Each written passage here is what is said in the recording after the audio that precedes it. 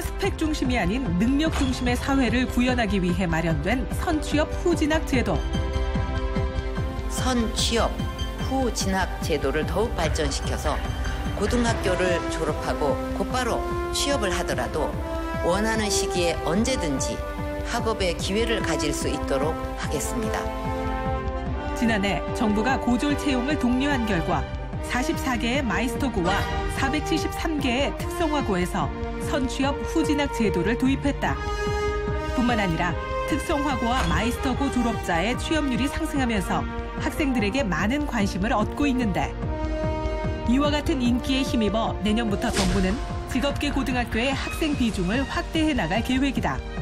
또한 취업 후 대학 진학을 원하는 고졸 취업자를 위해 후진학 정원 규모를 지난해보다 늘리고, 성인이 된 후 대학에 진학하려는 평생 학습자들을 위해 8개의 평생교육 단과대학도 신설할 예정. 취업과 진학 두 마리 토끼를 한 번에 잡을 수 있는 선취업 후진학 제도. 앞으로의 활약을 주목해보자. 정부가 청년 실업 문제 해소를 위한 국정과제 가운데 하나인 선취업 후진학 제도를 지속적으로 추진하고 있습니다.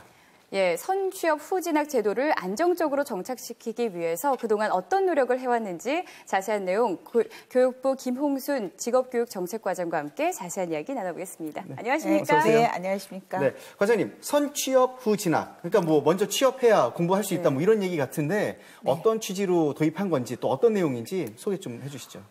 선취업 후진학이라는 것은 말 그대로요. 고등학교 졸업을 하고 먼저 취업을 한 후에 언제든지 원하는 공부를 나중에 할 수 있도록 만든 제도입니다. 그래서 선취업 후진학을 추진하는 어떤 정책 배경이나 목표를 저희는 쉽게 이렇게 설명합니다. 일취월장하자. 일취월장하자. 이제 저희가 알고 있는 사자성어가 아니라 일찍 취업해서 월급 받아 장가 가자. 또는 장가 오도록 하자. 네. 귀에 썩 와닿는데요. 네. 그래서 사실 저희가 선취업 후진학을 추진하는 정책 배경에는 우리나라의 좀 지나친 높은 대학 진학률로 인해서 이제 과잉학력, 또 늦은 입지, 뭐 또 그러다 보니까 결혼도 늦어지고요. 그러다 보니까 개인에게 있어서도 여러 가지 어려움이 있고 또 높은 기회비용을 지불해야 되는 부분도 있고 부모님들도 힘들어요. 네, 산업적인 측면에서도 인력 수급에 여러 가지 불일치 문제도 있고요. 그 결과 이제 국가 경쟁력이 저하하는 그런 여러 가지 사회적 국가적인 문제도 개인 문제를 포함해서 발생하기 때문에 어떤 그런 문제를 해소하자는 일환의 하나로 선취업 후진학 정책을 추진하고 있습니다. 그렇군요. 예, 그 요즘 청년들 3포 세대, 7포 세대 이렇게 말하잖아요. 그러니까요. 그런데 일취월장 정말 일찍 너무 취직해서 너무 좋은 월급 받아 장가 가는. 청년들이 왜 나 때는 저런 게 많이 없었을까 이렇게 생각을 했을 것 같은데 그 선취업 후 진학을 위해서 어떤 정책이 지금 추진 중에 있고요. 그리고 또 특성화고나 마이스터고에 분명히 변화가 있었을 것 같거든요. 그 점도 짚어주시죠. 이제 선취업을 위해서 먼저 가장 우리가 아이들을 잘 가르쳐야 되는데 집중을 해야 되겠죠. 그래서 취업 능력을 제고하고 직업 능력을 제고해서 이제 기업에서 원하는 인재로 기르는 정책을 하고 있습니다. 그래서 뭐 대표적인 게 마이스터고 제도를 도입해서 운영한다거나 이제 국가 직무 능력 표준이라고 산업 중심으로 산업계 직무 중심으로 교육을 한다거나 도제 교육 뭐 맞춤형 또 고졸자에 대한 인식 개선 문제를 같이 해서 이제 고졸 이후에 취업을 할 수 있도록 지금 여러 가지 정책을 펴고 있고요. 이제 후진학 같은 경우에는 먼저 취업을 하고 언제든지 필요한 교육을 받을 수 있도록 하기 때문에 먼저 입학의 기회를 주는 입학의 기회를 확대하는 뭐 재직자 특별 전형이라든가 뭐 계약학과 산업체 입학 교육 뭐 학점은행제 다양한 입학 기회를 확대하는 제도와 함께 이제 진학 후에도 공부를 일과 학업을 병행을 쉽게 할 수 있도록 뭐 학사 제도를 탄력적으로 운영한다거나 뭐 장학금을 확대하거나 여러 가지 이제 제도를 지금 마련해서 운영하고 있습니다. 그렇군요. 지금 선취업의 경우 이제 대표적인 게 마이스터고 아닐까 싶은데 지금 굉장히 학생들이 실력이 높아지고 우수 인재들이 모이고 있다는 얘기를 하셨어요. 저도 들었어요. 자, 그런데 이 마이스터고에 대해서 아직 잘 모르시는 분들 그래도 계실 것 같습니다. 주로 어떤 내용들로 지금 얼만큼 성장해 있는지 말씀 좀 해주시죠. 제가 마이스터고 소개드리기 전에 방금 이제 선취업에 따라서 우리 특성화고에 대한 변화를 좀 설명을 못 드린 것 같은데요. 이 선취업을 통해서 이제 나타나는 특성화고의 가장 중요한 변화는 특성화고에 대한 인식 변화입니다. 기본적으로. 네네. 기존에 사실 뭐 학생들, 학부모는 물론 일반 국민이나 기업도 특성화고에 대해서는 좀 부정적인 인식이 있었죠. 네. 뭐 이제 잘 좀 몰라서. 공부를 못해서 가는 학교라든가 뭐 이런 식으로 부정적인 인식이 있었는데 요즘은 특성화고는 이제 소질과 적성에 따라서 선택하는 학교, 또 조기에 진로를 선택해서 취업을 하도록 지원해주는 그런 교육기관이라는 인식이 많이 바뀌어 있고요. 네. 그게 이제 가장 대표적으로 나타나는 게 특성화고 마이스터고 졸업생들의 취업률로 볼 수 있습니다. 예. 불과 6년 전인 2009년에만 해도요. 특성화고 졸업생의 취업률이 16.7%밖에 되지 않았어요. 좀 낮은 편이었네요. 많이 낮았죠. 생각보다는. 네. 예. 또 근데 지속적으로 6년간 상승을 해서 15년에는 46.6%. 절반 가까이예요? 네, 네. 그다음에 반면에 이제 대학 진학률이 이제 특성화고가 취업을 목적으로 하는 학교임에도 불구하고 2009년에는 대학 진학률이 73.5%였어요. 목적이 더 분명해진 거죠. 네, 네. 근데 15년 기준으로 진학률이 36.6%까지 떨어졌으니까 이제 선취업 후진학 정책의 효과가 상당히 가시적으로 나타나고 있다. 그렇게 볼 수 있습니다. 근데 그러네요. 네, 이렇게 이제 선취업 후진학 정책의 효과가 나타나는 계기가 이제 마이스터고 도입이라고 말할 수 있을 것 같습니다. 마이스터고가 2010년도에 21개교를 시작으로 해서 지금 16년 3월 현재 43개교가 전국에 운영 중에 있습니다. 근데 마이스터고는 본래 이제 국가 전략 산업이나 지역 전략 산업에서 필요로 하는 어떤 핵심 기술 기능 인재를 양성하기 위해서 설립한 특수 목적 고등학교입니다. 우리 소위 아시는 과고나 예고하고 같은 특수 목적 고등학교예요. 네, 잘 모르시죠 그 부분은. 이렇게 얘기하니까 또 굉장히 하이 레벨로 또 느껴지네요. 네, 그래서 어려운. 마이스터고 입시가 굉장히 어렵고요. 또 마이스터고가 가장 직업교육에 있어서 큰 변화를 가져온 게 이제 기존에 어떤 학생을 기를 건가, 어떤 걸 교육시킨 가를 기존 학교 중심으로 다 결정을 해왔었는데 마이스터고는 어떤 학생을 기를 건지 어떤 교육을 할 건지를 산업 수요를 받아서 산업계 맞춤으로 이제 교육을 하고 또 재학 중에 어떤 기업과 채용 약정을 맺어서 졸업 후 거의 100% 취업을 목표로 하고 있습니다. 그래서 현장 수요를 중심으로 그렇죠. 맞춤형이니까. 맞춤형이니까. 네, 그래서 이제 기업에서 이 졸업생에 대한 어떤 굉장히 평가가 높습니다. 그래서 13년 2월에 첫 졸업생이 졸업을 했고요. 근데 지금 4년 연속 올해까지 4회째 졸업생이 나왔는데 취업률은 90% 이상이고요. 네, 그 취업, 이렇게 취업이 어려울 때, 네, 그 취업자의 한 95% 이상이 다 정규직 취업을 하고 있고요. 또 이제 마이스터고 졸업생을 채용한 기업의 설문조사 결과 다시 뽑고 싶다, 90% 이상. 만족도 신뢰도. 만족도 신뢰도가. 그래서 학부모들도 굉장히 학생들도 만족하는 학교지만 우리 수요자인 기업에서 굉장히 만족하는 학교고요.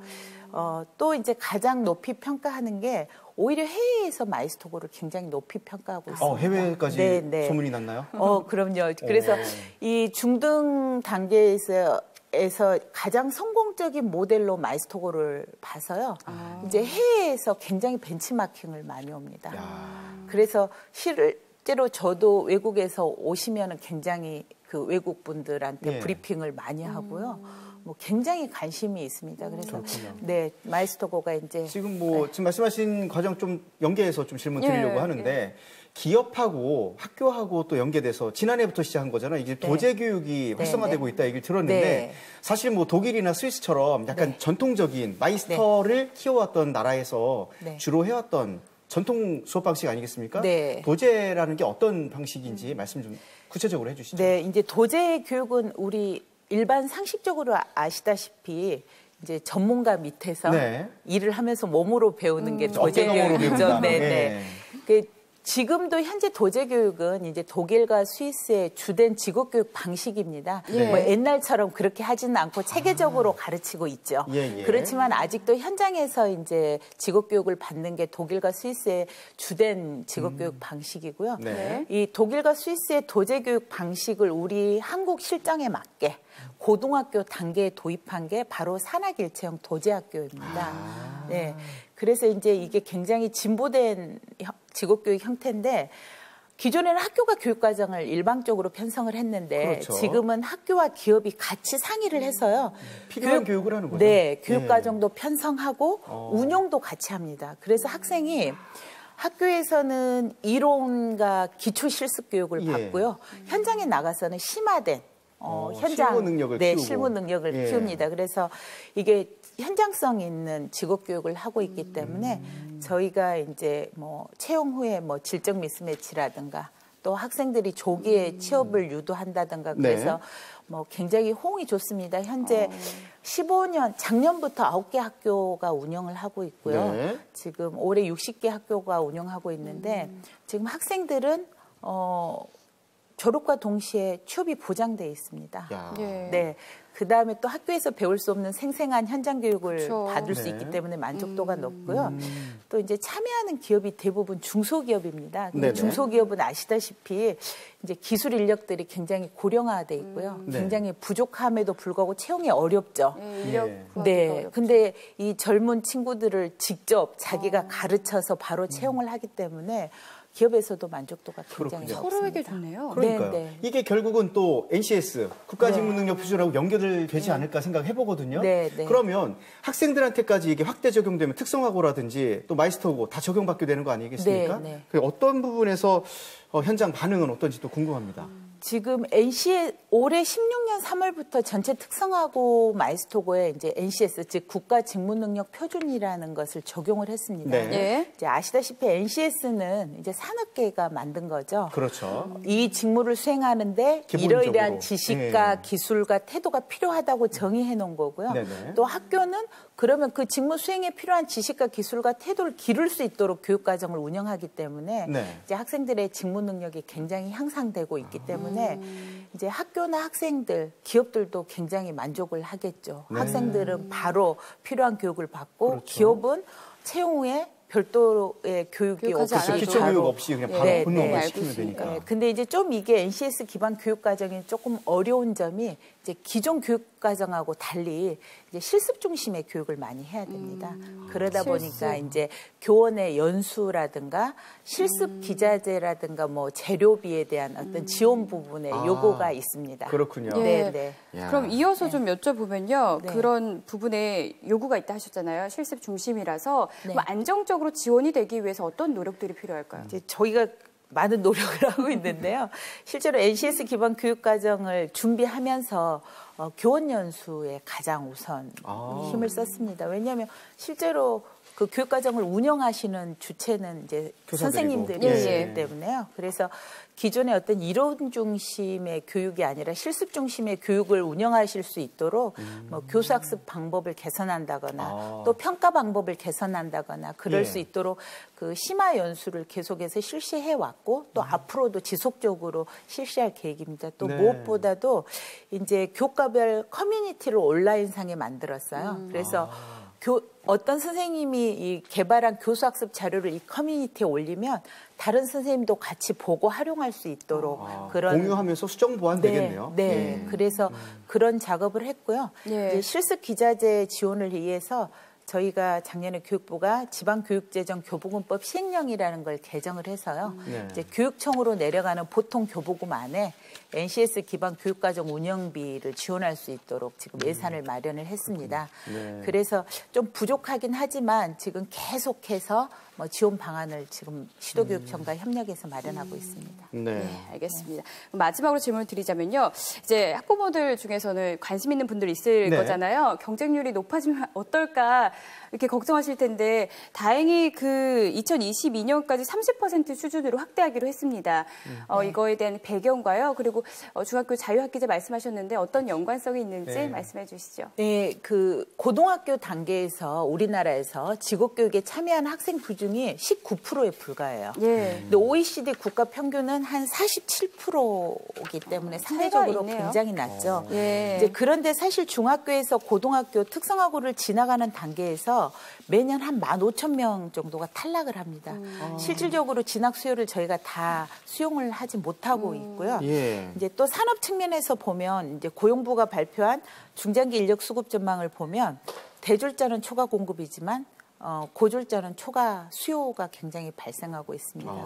모두에 말씀드렸던 여러 가지 사회적인 그런 배경 하에서 중등 직업교육 학생 규모를 한 22년까지 30%로 확대하고요. 특히 지금 중학교 단계에서 자유학기제를 통해서 또 이제 진로교육을 통해서 본인의 소질과 적성을 조기에 개발을 하면 다양한 어떤 진로 교육 과정이 진로 경로가 설계되어 있는 특성화고 마이스터고에 대한 수요는 더 늘어나지 않을까 그렇게 예상하고 있습니다. 정말 뭐 선취업 후 진학 일취월장할 수 있는 최고의 기회이자 또 나라가 발전할 수 있는 하나의 또 단초가 되는 교육 기반이 아닐까 생각을 해봤습니다. 네, 지금까지 교육부 김홍순 직업교육정책과장과 함께 얘기 나눴습니다. 오늘 도움 말씀 고맙습니다. 네, 감사합니다.